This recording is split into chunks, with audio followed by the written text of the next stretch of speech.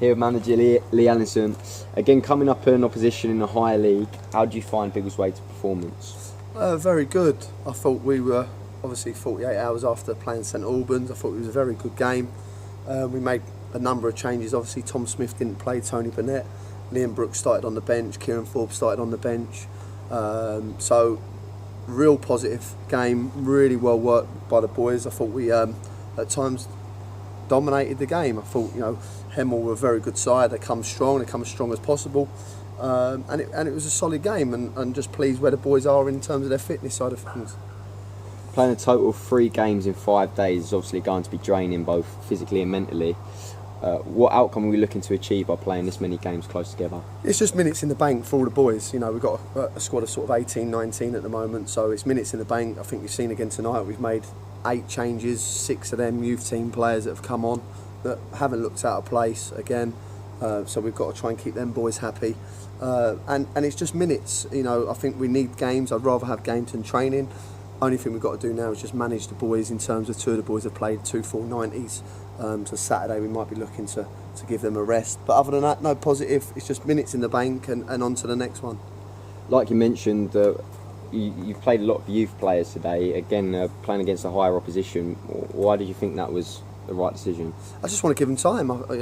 If they're good enough, then it don't matter how old they are at the end of the day. And I think they're all good enough. It's just obviously for me to go away and have a chat with the management team and the chairman of what we can do with these boys, how we can look after them, because eventually they're going to be top players for this football club. So it's really important we try and look after them.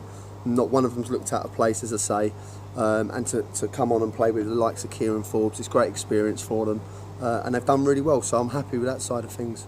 We've now seen 4 pre-season games altogether. How have you viewed the experience as a whole?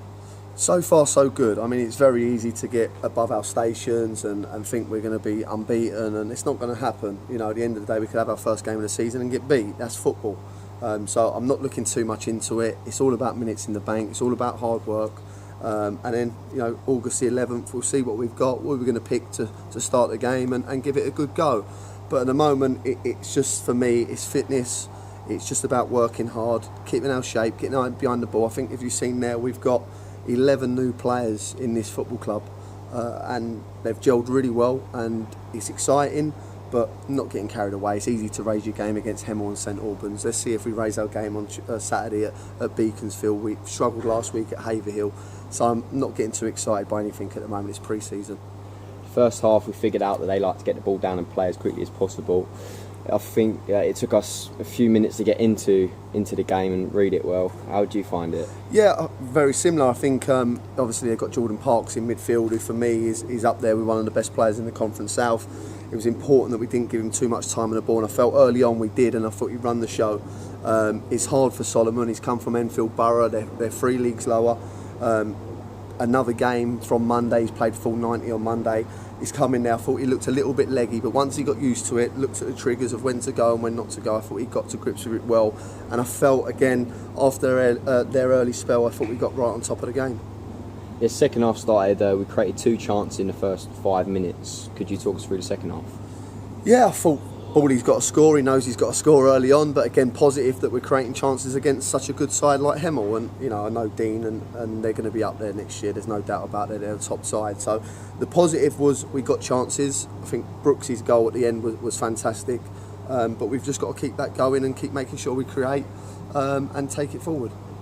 You decided to start joint assistant manager Brett Donnelly. Could you talk us through this change? Yeah, Brett needs minutes. He didn't play Monday.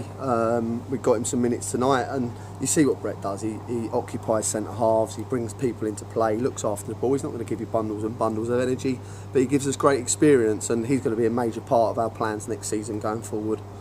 You touched on it. What roles will he fulfil? Obviously, as a joint assistant manager. Yeah, he won't be taking warm-ups, but he's great to have a go-between between the players and myself. He's great around the boys. He's great around me.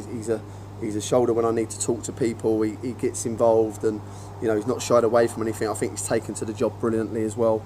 And again, when you see his performance tonight, you see what he brings to this team and to the management staff as well with his experience.